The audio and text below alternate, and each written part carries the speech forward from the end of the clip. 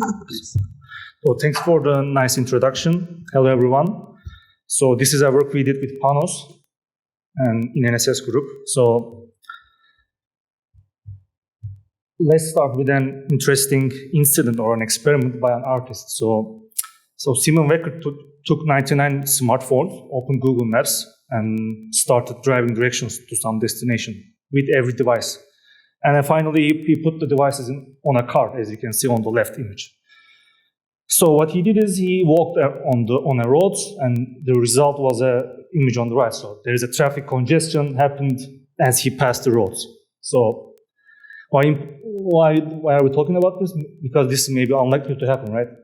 But I mean, because you would have to be there with 99 phones, configure the phones all by your hand, not very practical. But what if you can, let's say, choose which part of the city you are affecting, independent from the location you are, and you do it in an automated or, let's say, feasible or practical manner. So this is the motivation of this work. So we asked whether such well-established applications can be attacked or information manipulated in a targeted manner in a scale. So this is also why we consider Google Maps, because it has many crowd-sensing features, and it has implicit and explicit data collection schemes. So a little bit of background on this. So location-based services help user with navigation, trip planning, business information, etc. And participatory sensing or crowd sensing fuels and enhances these services. Like, for example, Waze, Google Maps, Apple Maps. So they use user data to enhance their service, improve their service, right? And most of the time, the users are presumed honest, and the submitted data is assumed to be true. And most of the time, it is. Except for some benign sensor failures, sensor calibrations, maybe you are going in a tunnel, but these are rare, right? So that's why probably these systems are open to participation, and that's why they usually lack rigid defense mechanism, because openness also incentivizes the participation, and these systems rely on this large user bases to provide accurate information. So which participatory sensing features of Google Maps we are focusing on? So the first one is popular times graph, the one on the left. So it shows how crowded of a place, like metro, station, restaurant, cafe, or a museum at a given time. And the second one is public transportation crowdedness. It's a relatively new feature. So it shows how crowded of a public transportation line is in a specific time. So this is based on the crowdedness forms submitted by the people who take these lines. And finally, the most famous of them all, the live and historical traffic congestion levels on the roads. So as we said, target can be anything or any place and independent from the adversary location. And our attacker has a normal technical capabilities, meaning the attacker has single or few computing platforms with modest resources. So we do not assume our attacker has supercomputers, so they can just bombard Google. So we want to know if these attacks are really, really easy or not. And since data comes from user devices, that's the strategy of the attacker. So the attacker tries to appear as numerous as possible, and because the higher the number, higher the effect. And you feed with many data sources, and you basically win. So, which means it's a Sybil attack, right? And so we use scripts, emulators, and autoclicker applications to orchestrate and automate the attacks. Because the feasibility and scalability is one, let's say requirement of these practical attacks. And our approach is, first we reverse engineer Google Maps, because Google Maps is not open source. We don't know how it, collects data, how it authenticates users. And in that sense, we try to identify these features, and then we try to exploit them to have an effect on the Google Maps. And the same approach can be extended to the other apps, because they also use, they all use, for example, TLS or tokens. So this can be also extendable to the other, similar applications. So since multiplicity of the accounts is, needed, So we discussed the user accounts and their creation. So many of you know this. Google has a unified user registration process, and you can create up to 5 accounts using from a single IP. And Google doesn't asks you to provide any, let's say, like a phone number to verify you. So after the 5th one, it asks you a phone number so that it can send you a text message, so you can verify, right? So you can circumvent this with VPNs. You can change your location, go to some connect to some public network, go to your home, and create more accounts, right? And if you want to use for example, phone number to verify the user registration process, there are free SIM cards. For example, in Sweden, they give 3 SIM cards for free, and you can just take them and receive text messages. Otherwise, you can use virtual phone services. They are relatively cheap, so you can just receive the text message and then be done with it. Also, some vendors sell accounts directly. For example, 100 of them at an instance, and you can just maybe bypass this one time or maybe one time. It's a time-consuming process. Manually creating accounts. So for our experiments, we created them manually, and 15 of them we created them manually without any phone number verification, and 5 of them we used a SIM card. So types of attacks. So we have 2 types of attacks, 2 types of approaches. First one is script-based attacks, meaning the scripts actually does the data submission process. So they mimic the app behavior. And they are good because they are more automated, they are lighter in performance, and they are easy to, let's say, mount. And the second type is emulator-based attacks. And the emulators, they emulate the physical device, right? So we install Google Maps and we imitate physical devices. So instead of owning a physical device, you just emulate them, which is cheaper, and you have finer control because you can program emulators and you can automate stuff. So the script-based attacks were highly effective in the displayed crowdedness attacks, the popular times graph, and emulator-based attacks worked for all types of, let's say, participatory sensing features. And we were careful to actually not to impact anyone, so that we just try to see that if the attacks just work or not. So we did not say try many, high impactful applications.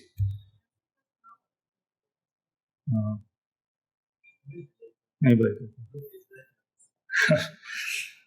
So before the attack, again, we reverse engineer. So the idea is bypassing the TLS and capturing the, let's say, packets or the traffic, so that we can identify how the system works, right? And this is only once, and we use a man-in-the-middle proxy to capture the traffic, right? Because the Google Maps use TLS, we need to bypass that. So after bypassing the TLS, we saw only 2 things exchanged. So one is tokens, authentication tokens, and second one is data submission. So I'm going to talk about first tokens. So there are 3 types of tokens, and also this depends on the version of the Google Maps you're using. But the first one is refresh tokens. So when you sign up to the app, or when you sign into the app, you get a refresh token. So they have no expiration time, they're unlimited. You can use them, let's say, forever.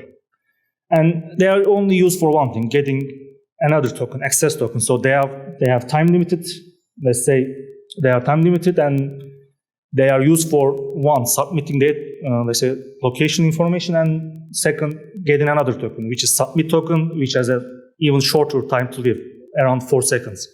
So for Android devices, in our test, so we used Android 6. And in that version, there are only 2, let's say, tokens. And in the iOS devices, I think it was iOS 13, and we observed 3 tokens here. But nevertheless, they all work, and Google Maps accepts all of these tokens. So having understand the authentication process, we move to the location data. So there was only one thing that has been sent from client to the server, and this is done every second. So but the location information there is not apparent. So there was something called exterior header in the HTTP header, but it was encoded, and you cannot really see the location information. And when we searched this exterior header, there was no documentation, no information about it. Couple of forum questions, but that's it. But then we find them used in the Chromium source code, and which is an open source browser project.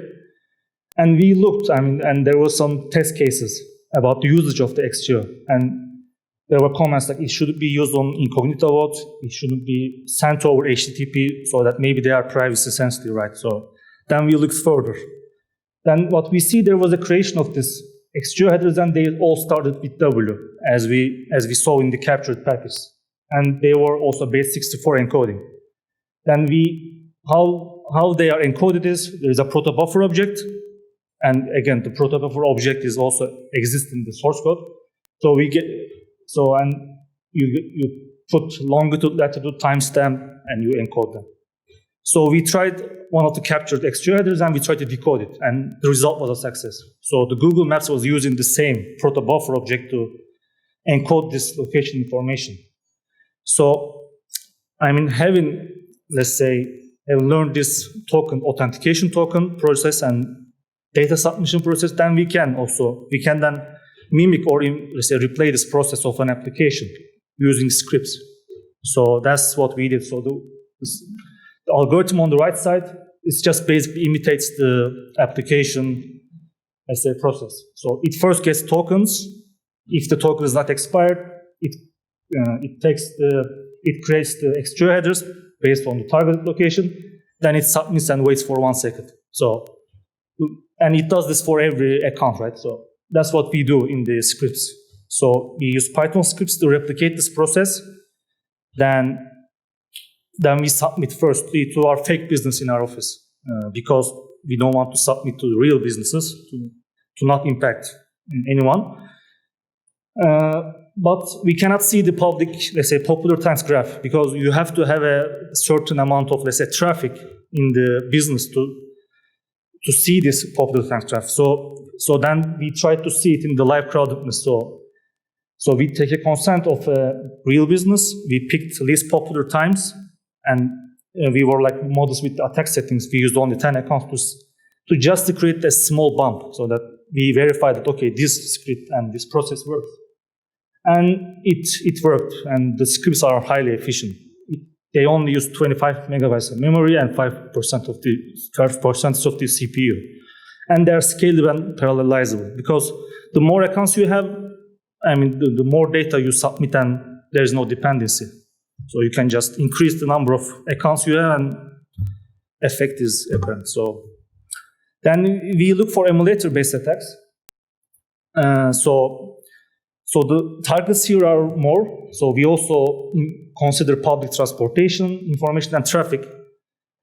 So the emulators run Google Maps instances. They are cheaper, and most of the emulator software is free.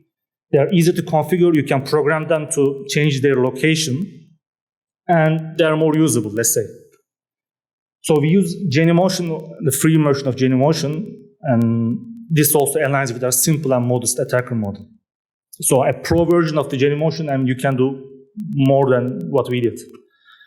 And we sometimes use helpless scripts to just create a movement of the emulators, because you can point and click to the map to set the location of the emulator, but you can also use command line interface. So first attack is emulator-based place attack. So everything is same as the script-based ones, but we just use emulators. So, and it's even easier to actually do, because all you do is open the emulator, open the app, set the location to the targeted place, and you repeat it for more accounts. And image on the right is an abstract, of course, abstract image. So this is what Google server sees, right? A bunch of users crawling in in a business. So this attack is highly easy. You can just teach anyone with an average computer knowledge to do this. So it's very practical in that sense. The second one is emulator-based public transportation attack. So how Google fuels this feature is it sends these forms, crowdedness forms. So when it detects you take the line, it just sends you this, let's say, crowdedness. How it detects is you have to open the Google Maps, you have to have a public transportation route active, or you just query the route. And if you move into the expected direction of the route of the public transportation at the departure time, it thinks that you just took the, let's say, public transportation line, right? So that's what we do with the emulators. So we set the location of the stop, and when the departure time arrives, we move the emulators. And then Google Maps thinks we are taking the bus, and it sends this, let's say, forms. So, of course, we don't submit the forms, we just get them. And also, we solve some very weak security. For example, we intentionally set IMEI numbers of the emulators to 0, Android IDs to 0, and we still get the forms. We use identical emulators with identical accounts, and we try to get the forms like for 2 lines at the same time, which is physically impossible. And Google Maps still sent the forms. So that means Google Maps doesn't really check if the device is emulator or not. And again, we do not submit the forms. And the final one is traffic attacks. So the idea is creating fake traffic jams. So what you have to do is you have to open the driving directions to some destination in order to submit, let's say, contribute to this information. So we simulate a platoon, so meaning moving cars one after another, so they move very slowly, and we use helper scripts to, let's say, change the location of the cars to create this movement. So we saw the red road section turn from yellow to then to red, but we saw this after the first 200 meters. So meaning Google Maps waits a bit to see if this is a real or not. But after the 200 meters, when the platoon passed, the road sections turned green. So this is a video actually. So for example, right now it's green, now it will turn to yellow, then red. And actually the other road section is also affected actually. So we were again very careful with this. So we picked an isolated test site with a short attack, but I'm going to talk about this a little bit later. And related work, so there are some works about this, maybe the subset of this work. So first of all, ESK discusses an earlier version of Google Maps, so 2013 version, Google Maps and Waze. But he talks about the data submission process and how it is vulnerable. And again, the version is pretty old, but you can see some similarities still. And then Sinai experiments with the traffic conditions on Waze, creating fake congestion like we did using emulators. And the more recent work, Ghost Riders, they create fake traffic and report false traffic conditions like there's an accident, there's a, let's say, work going on there. And also they talk about tracking vehicles and some defenses. So two of them, they focus on solely on Waze, and the ESK focus on Google Maps, but it doesn't talk about attacks. So it just says you can fool the Google Maps, but he doesn't really try the attacks. And it's a bit old. So given the level of popularity and maturity of this Google Maps, so we wanted to say if this is still practical and if this is still relevant. So before I conclude, so responsible disclosure and conduct. So we disclosed our findings to Google in late April 2021. They accepted, and then we awarded a bug bounty for this.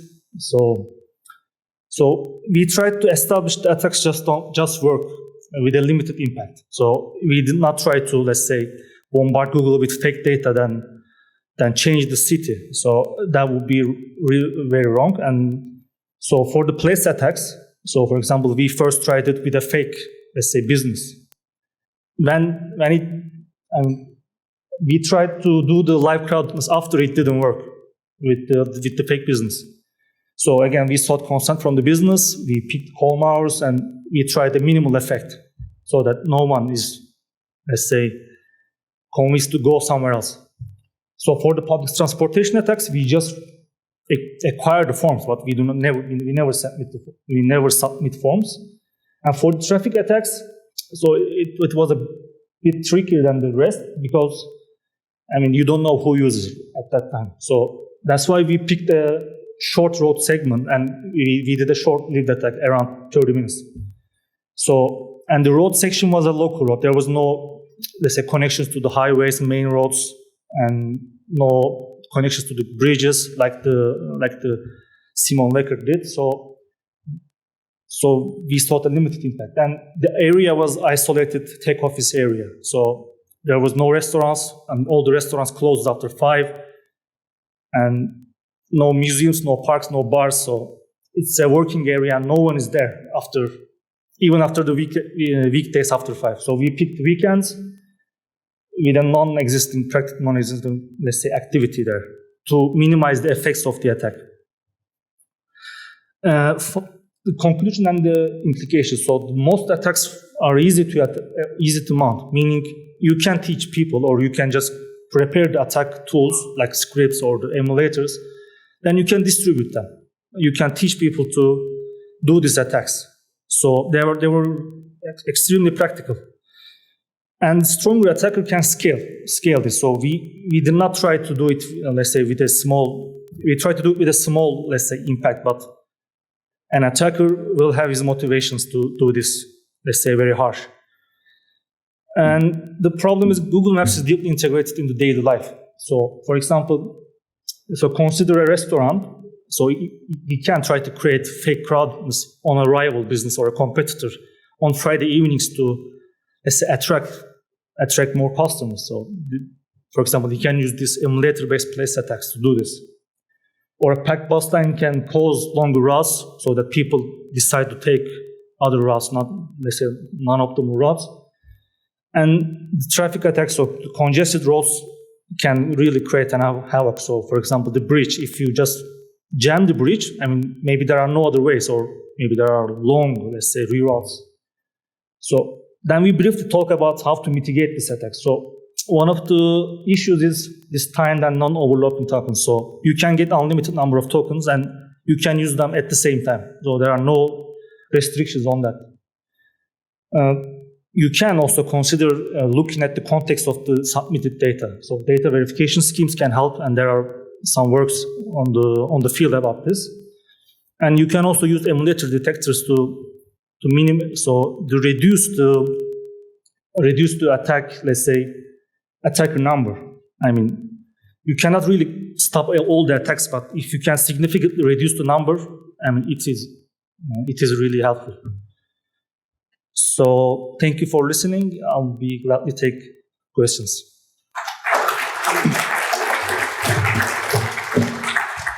Was Google generous with the bounty? Not really. I know. Google is very stingy. Okay, so I hope this is not recorded. Google is the best company I know. We love Google. Not okay. This live stream. Oh wow, Google is fantastic. Yes. Okay. Any question? Please.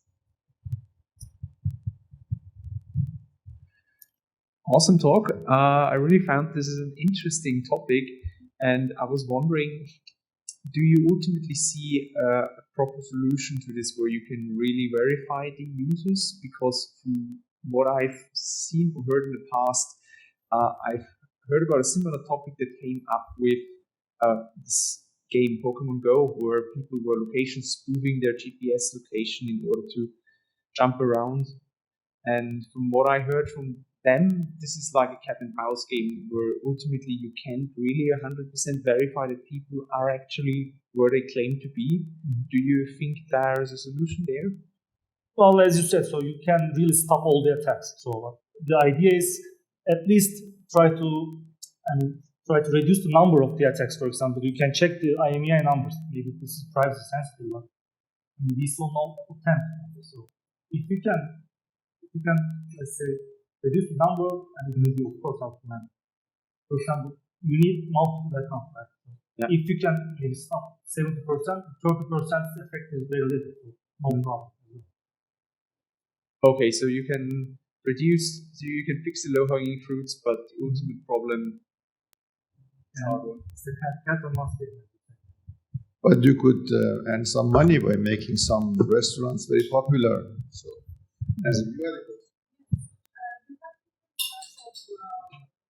types of attacks, and you were showing how you can do either emulation or script-based. Is there any chance you can do a script based on public transportation and traffic congestion? That would make it much easier for an attacker. So the public transportation, public transportation attacks, so you submit the form. So we try to do that as well, but we really couldn't do it because there were some fields that are encoded or maybe encrypted, and we were not sure, so that you cannot actually automate this form submissions. But you can also do it to some extent, but you don't stop in some points actually. And for the traffic attacks, you have to have an open, let's say, driving direction. So that's the difference. So Google Maps doesn't include the users who walk on the street, right? So you cannot really do this on the script because based on the traffic, it's the captured traffic. We cannot see anything as far as we can see. So that's why the script-based attacks didn't work with these two. Any other question online maybe? No?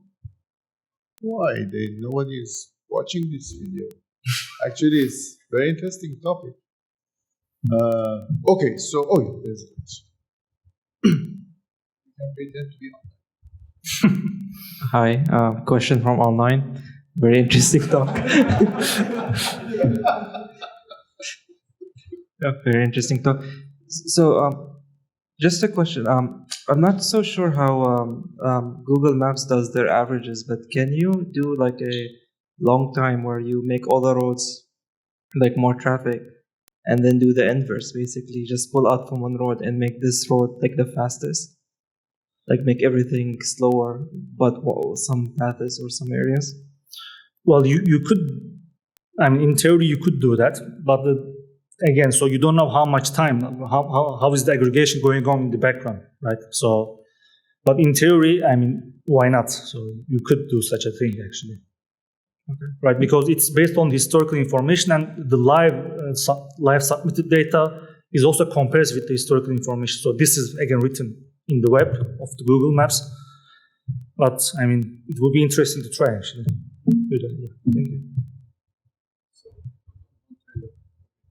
So, anybody else? Oh, there is another question. Nice talk. If you see this same problem from a crowdsourcing perspective, basically Google Maps itself is a crowdsourcing kind of data being collected from everyone. Mm-hmm. So from crowdsourcing perspective, there are certain solutions like location authentication and location verification. Mm-hmm.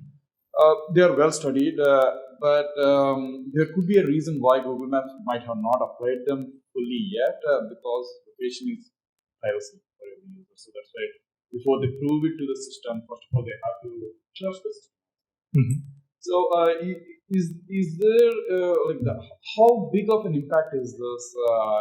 The data that these emulators would share would be very negligent compared to the huge crowdsourced data that comes to them. Yeah, so that's true. But since you target them in a small, you have one target, right? So most of the time, like your submissions will be, gone in the overall picture. But most of the attacks were, done in a live manner, right? For some traffic and the public the place crowdedness. So if you target them, so it works because most of the places also they are very small. So that's also the idea. So you target them and you overpower the legitimate users there or the emulators. Mm-hmm. Yeah. So, thank you very much. If there is no other question, I would say I close this session and give it to Reza. Thank you very much.